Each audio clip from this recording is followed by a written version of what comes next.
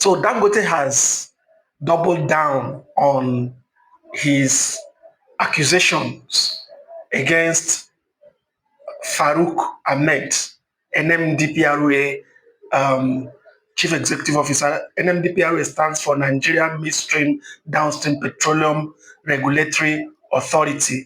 They are the ones in charge of issuing petrol or fuel import license to Nigeria. They are the ones responsible for issuing refinery licenses, to refinery owners. So they are the one regulating the downstream. The downstream means that they are the ones issuing licenses to filling stations and all. So Dangote accused, if you don't know, in context, Dangote accused the Farouk Ahmed of sleaze, of corruption, of fraud, and saying that the man has um, four children in abroad, in Switzerland specifically, studying, and that he's paying $5 million on their education.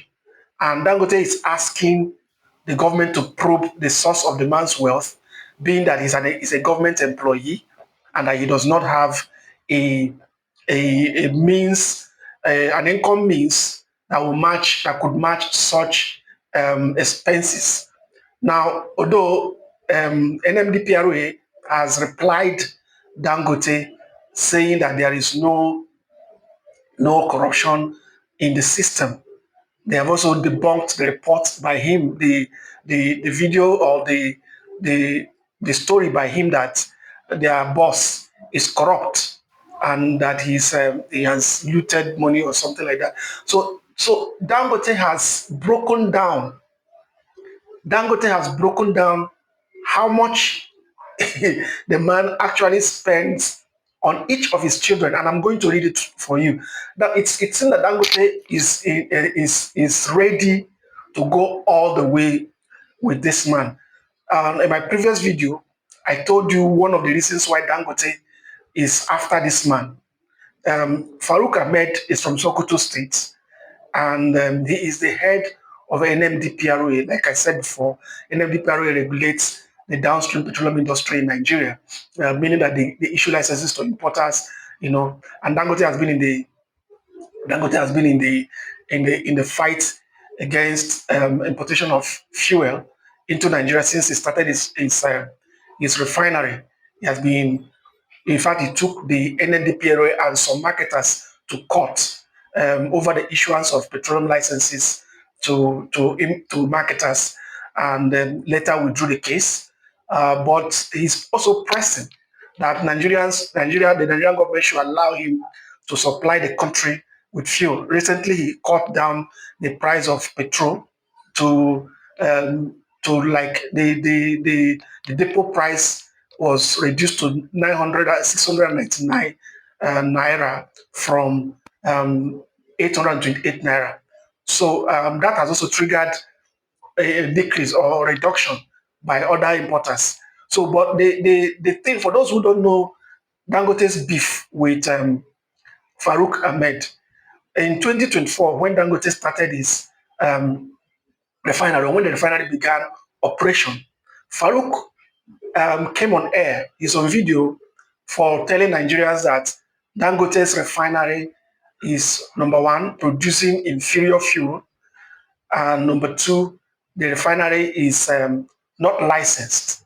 Now that took Dangote, um, led Dangote to start campaigning or fighting for the survival of that refinery. For those who may know, the refinery is the biggest in Africa. It is the single largest train and single largest train refinery in the world. And Dangote is planning to upgrade it to the biggest refinery in the world. And he has secured about $5 billion to do just that. So he's not taking it lightly with anybody who wants to make sure that the refinery fails. So Dangote has released the breakdown of the amount that the NDPRA is paying on each of his children in Switzerland, four of them.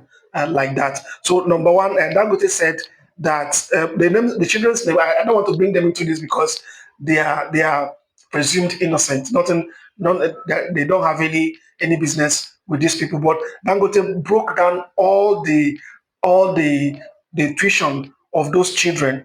He mentioned their school, right? He mentioned their school. I don't want to drag the children into this because they are still in secondary school, meaning that they are still minor.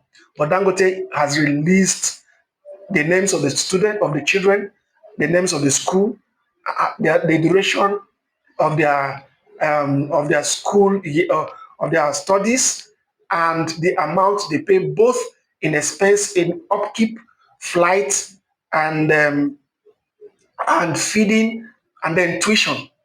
So I would put this in my comment section for you if you come across it, so that you can go and read it and see for yourself. Because I don't want to bring up the children into this issue right now.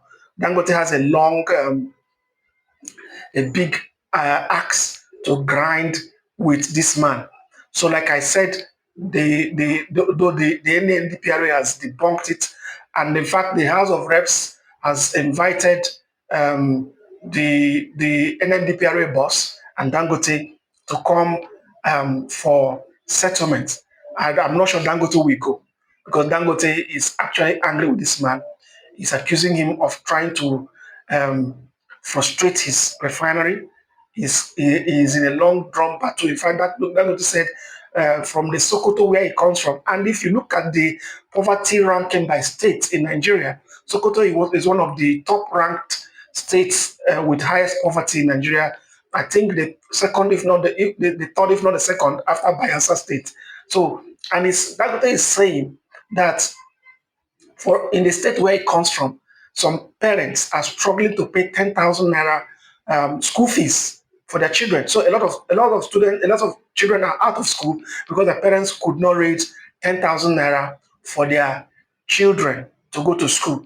And this man is allegedly sponsoring his children's education abroad with that amount of money, that much amount of money. So Dangote is asking the Nigerian government, in fact, the ethics tribunal or the ethics tribunal to probe this man because he's a government employee and he was not supposed to have so much money.